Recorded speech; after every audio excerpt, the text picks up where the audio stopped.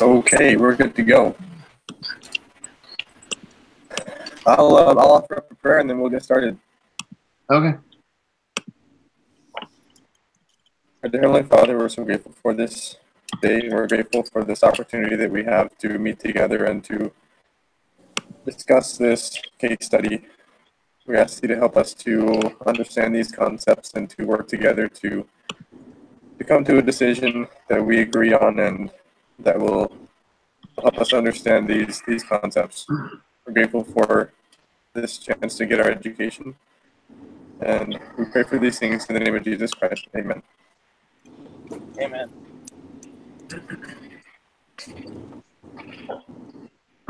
Okay, so this is put yourself in the shoes of Brentwood. You must decide whether or not you will exit Zoe's kitchen now, and if so, what is the best exit option? So what did you guys decide on being the best exit option, or if you're going to do it? Who do you want to go first? I don't care. Derek, what do you think? Gosh, honestly, I don't 100% know, but I weighed everything, and I'm going with the whole no risk it, no biscuit type of philosophy that you're not going to fly unless you jump. So I know it's a risk, but my idea was to just go ahead and go for it, and the potential's there. I believe the multiplier on that thing was like 21 times profit or something like that. Yeah. Yeah, it's If I 21. remember correctly. Was it more than that? No, it's No, 21. it's 21 times your EBITDA. Yeah. Yeah. And it said they had 3 straight years of double-digit growth. And I know that there's a lot of risk for it. I mean, I guess they could get burned and not ever really recover, from my understanding of the case. But if they get it right, they can not only earn that much more money, but they'll get better product knowledge and they'll get the word out more. And they'll retain employees. They'll have just a lot more money and so forth. So my thought was to go for it. And then, as far as what I thought, it was hard for me to do out the exact math, but the numbers I did find was I'll share my screen so you guys can see this.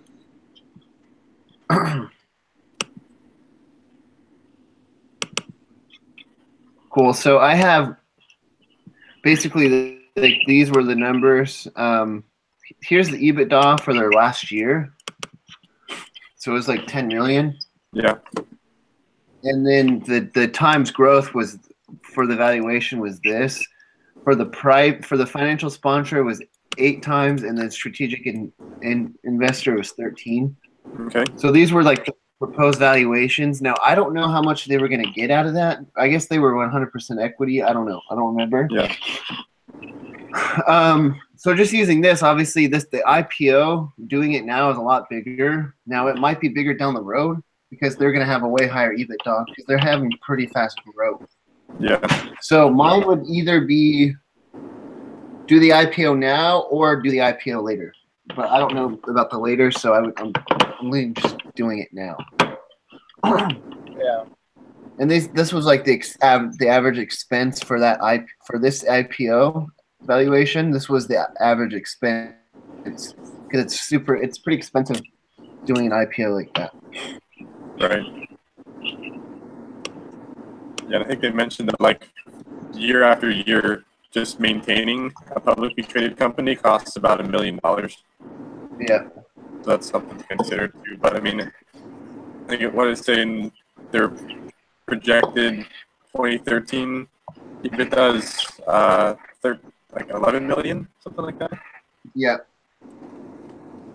So I'm on the side of, again, I don't know if they should do the IPO now or wait a couple of years so they can get validation that they're going to continue to grow. But I feel like an IPO is the right option. I think it's ready. It hasn't shown any signs of weakness that would be a problem. So Yeah, that's what I saw. I mean, I didn't see, but other than the cost, and then you're kind of a little bit more under a magnifying glass. I didn't see any other things. And if anything, like being private, I mean, being public, where you have a lot of people looking at you, it kind of helps you maintain better like performance. yeah, because you're scrutinized more. yeah, I agree. I forgot what I was gonna say. I feel like they just need to know what to do to get the IPO to start and to work it well. Because from a business side, like, they're doing just fine. And obviously, it could affect their business operations. But as long as they go in 100%, knowing that this is going to be what they're doing, and they put in the right systems and the right people, I think it'll work out just fine. So I think we're all kind of agreeing that IPO would be.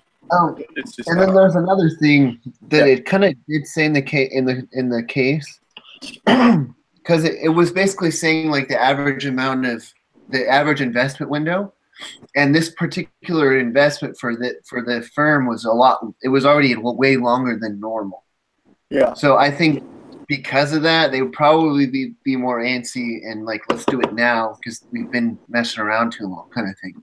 Yeah, I do think they're anxious to get out. It's just they need to figure out how to do it. I don't think they want to wait a whole lot longer. So. Yeah, agreed.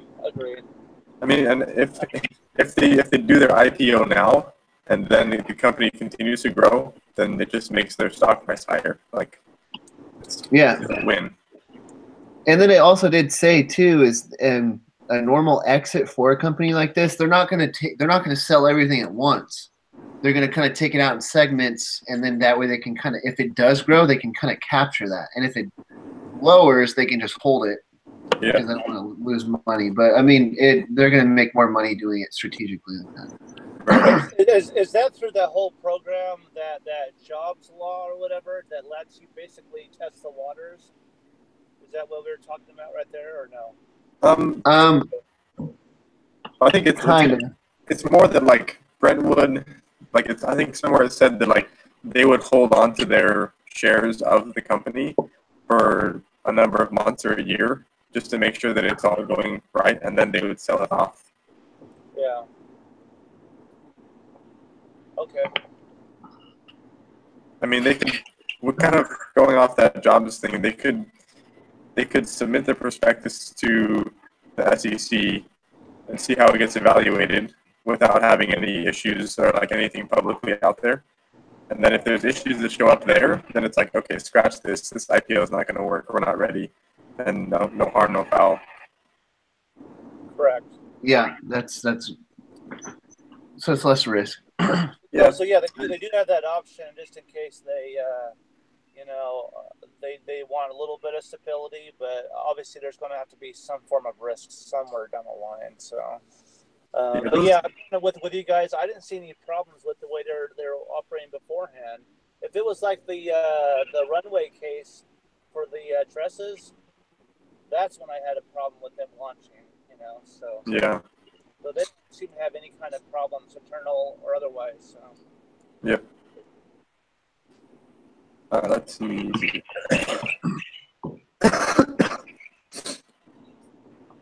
Let's see. It says, as a group, about each individual in her position is in her position. If you all agree, take a counter position and explore why you should consider those other options. So we kind of talked about. Yeah, that besides going for the IPO. Yeah. So like, why shouldn't we do the other options? Pretty much. Oh, why should we not? Okay. Well, because like we need to find a way to defend ourselves. Oh, sorry. Okay. Well, the other options are to. Wouldn't it say you could sell to another financial investor or something like that? Or strategic. Strategic something. So you have that option, and the problem I had with it is like I don't know. It's kind of like you're selling your birthright for a bowl of pottage or whatever, so to speak. I mean, it's yeah, you can get some safe money now, but you're losing so much potential by doing that.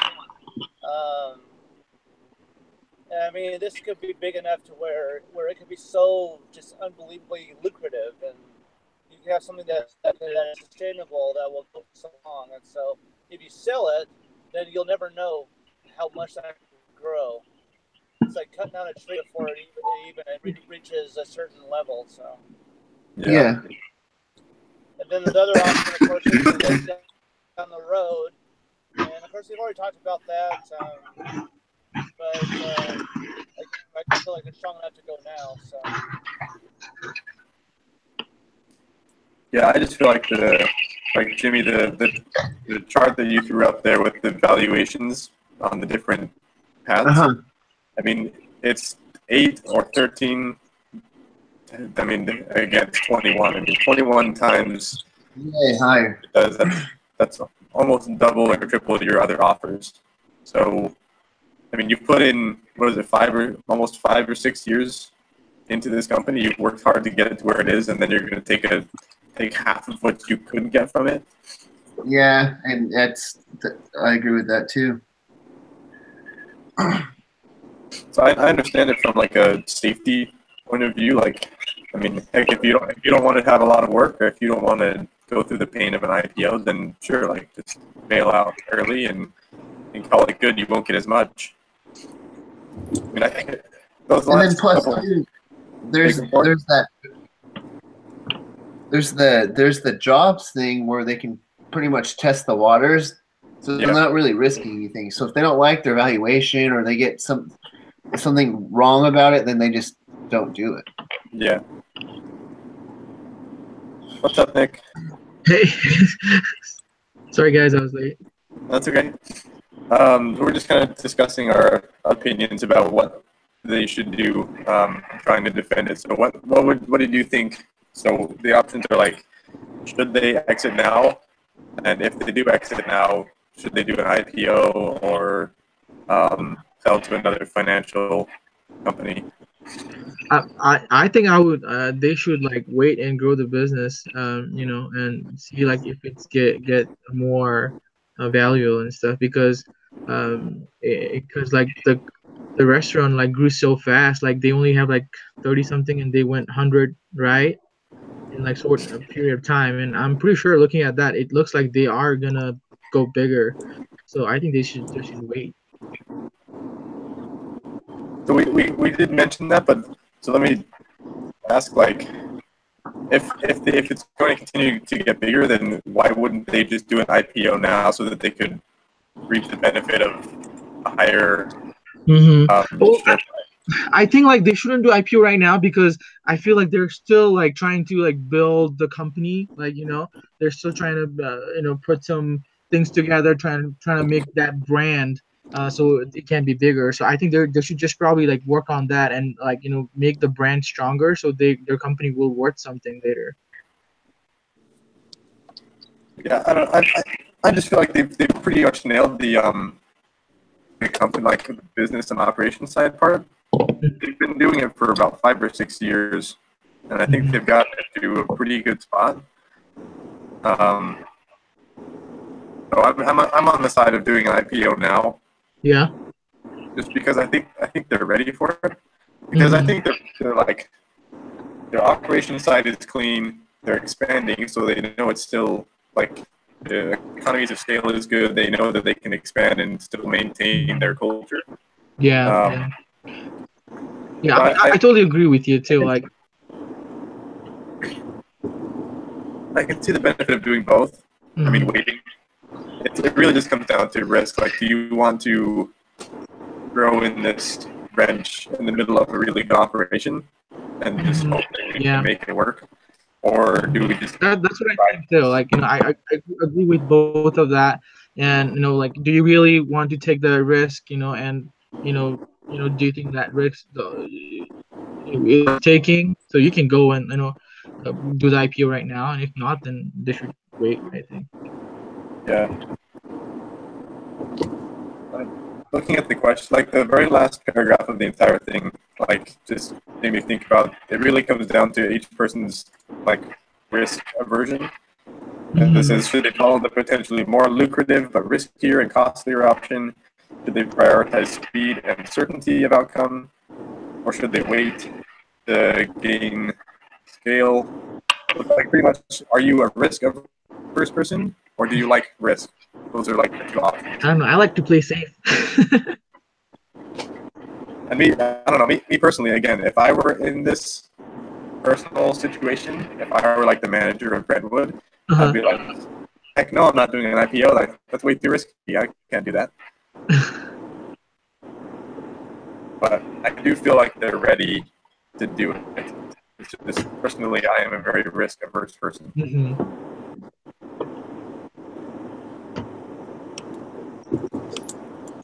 So, Nick, what do you think about the strategic buyer or financial sponsor options? Why should they not go with those over an IPO or waiting?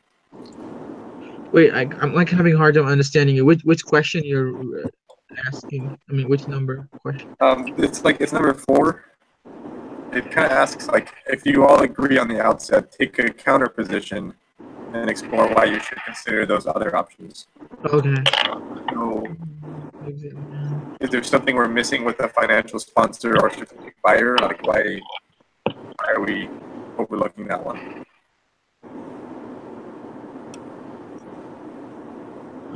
Let's see. So it's asking like, why does Brentwood want to exit now, right? Is that the one you're talking about? Okay. Yeah. I think they wanted to exit right now because, and that's what the trend is, right? They acquire a company and they keep it like for like 6 years or something, and they sell it. That's what they've been doing, and I think that's what influencing them to like kind of like, oh, we should probably do the same thing to this company too. That's what I understood. Right? Is that correct? Yeah, I think so. I mean, it talked about that, like, this is a good window for these types of companies to go public because yeah. I can't remember the other company is doing really well.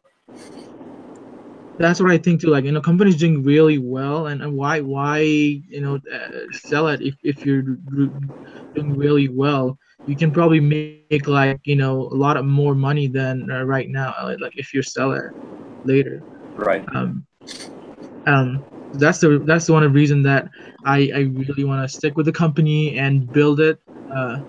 They're talking about like other company like the noodles company and the Chipotle and other thing, and it's and talked about how their revenue has like skyrocketed and everything. So I'm pretty sure like if they develop this company, it will be like the same case. Yeah, I agree. So let's see, what else we got to go?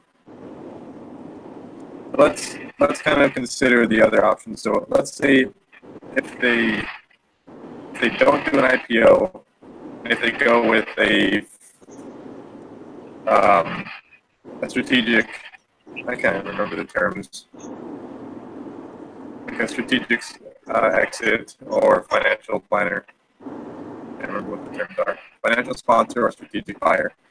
So what would be good about going with that option, I think is what it's asking. Are you talking about number 5? It's like the third bullet on number 4.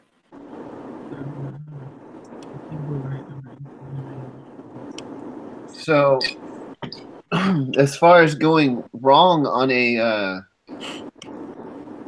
IPO, say if they launch and everything goes well, and then the stock just crashes, or like there's there's any things that could cause that to happen, but it's that could be risky too. It kind of described in there how they avert that risk. There's I forget what it's called. It's like a green shoe but anyway, it allows them to buy stock back at the original price, so they can kind of. But so yeah, that could happen. As far as the in equity investments, Mhm.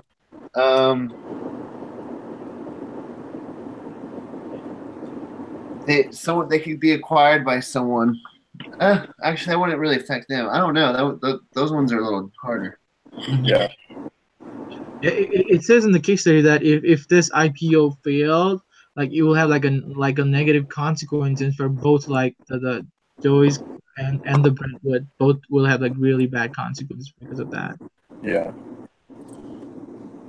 I mean, it's definitely a lot riskier. I mean, I was thinking with an IPO, I mean, if you're looking like long term, like what is going public going to do for the company in like 5 years or 10 years? Like, is it still going to be a good option 10 years from now? Like, is the stock still going to keep rising, or is it kind of more of like a short term thing? Because if it's short term, they should probably like hold off a little bit and just see what happens. Hmm. I mean, that's really hard to say. Like, when it's got stock, like it depends, like how fast they will grow, I guess. Um, uh, but I personally, I think that they will do really good, and you know, and their stock will probably worth more later. Yeah, I mean, they've got a good business model, so I think it would work out really well. Mhm. Yeah, it looks like they're making lots of like changes and like good plans for like opening new spots in different places too. Yeah. Yeah, and then it also said that they had no matter where they put a restaurant, it just did well.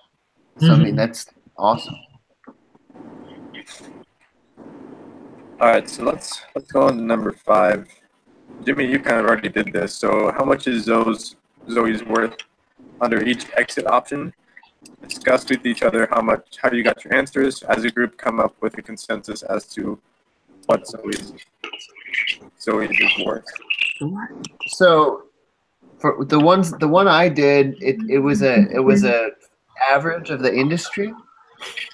Now, the actual evaluations are going to change based on their lots of different factors. In that one form, kind of described that, but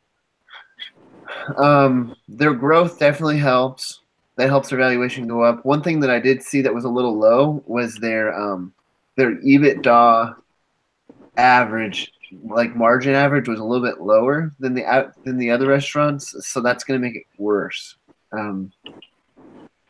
But I feel like all in all, it should be. I mean, I didn't see any reason why they would be way above or way below the average. So I think that's 21 would probably be pretty close. Yeah.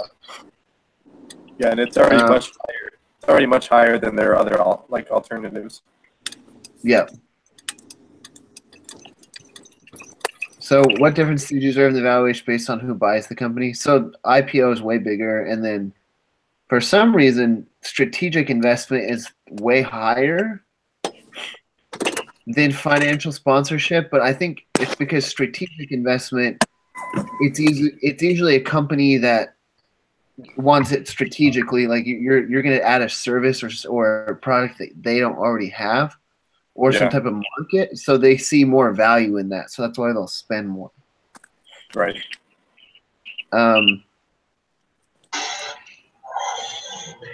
So why would the second part, number 5, is why would anyone sell to a financial buyer instead of an IPO?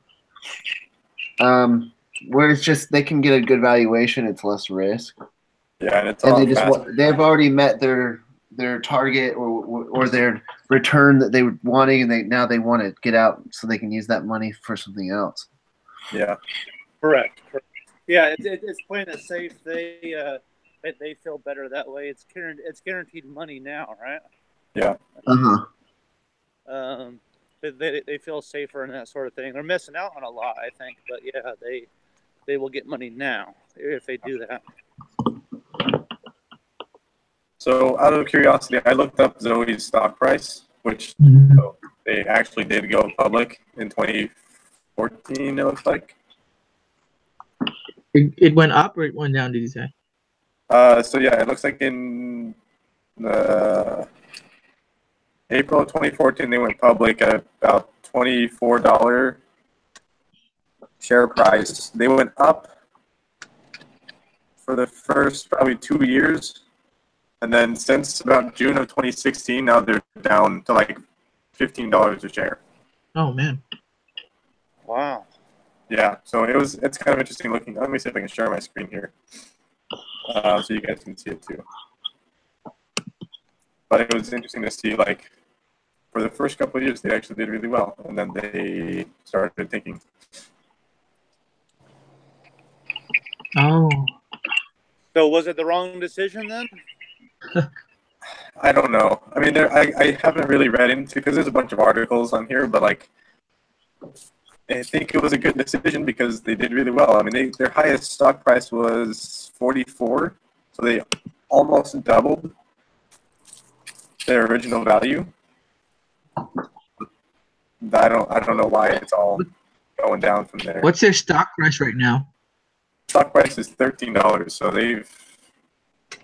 they're going down. Oh, man. Wow. I don't know.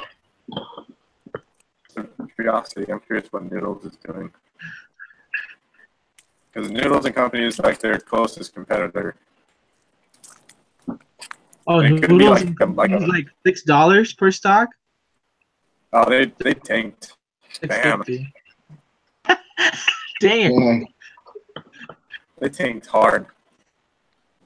So it might be an industry thing. Like, I don't know. I mean, right now, all the stocks are going down right now, so probably it's not a good time to look at this. Well, yeah, but like that's only short term. This is over the last 4 years. Oh man. So Maybe this is they just started off really well, and then So for the last, you said that also their competitor Noodles is also down too. yeah, they're way down. Yeah, like that's like six like Noodles. Yeah, they're doing better than Noodles and Co. Do you guys like?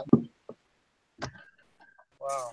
So, Have you guys Whenever that happens, have you guys ever been to Zoe's or Noodles? No, No, I think they're all East No. Coast. I've been to Noodles, but not Zoe's. I've never. It's yeah. It said it was on the south more. I've never heard of it. Yeah, me neither. Like I was like, is this even a real restaurant? No, Joey's. I'm curious what they could have done to, like, obviously hindsight is 2020, but I think doing an IPO at that time was good because, again, for the first 2 years they did really well. So something must have happened along the way to throw that off. Yeah. Yeah. They had E. coli in the quinoa. Probably. Equally? Oh my gosh. something like that, right? Yeah. So whenever this happens, what kind of damage happens that makes it permanent? Like, is this a permanent washout? Like, are they unable to heal that broken bone, so to speak? I mean, I don't know. They would have to do something pretty different with how they operate to get their stock prices back up again. Yeah.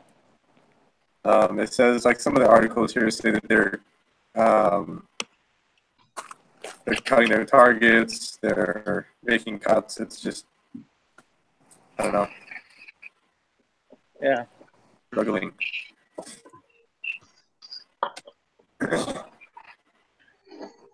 So I mean, after knowing their like stock price now and it's going down, like would you guys like change your decision?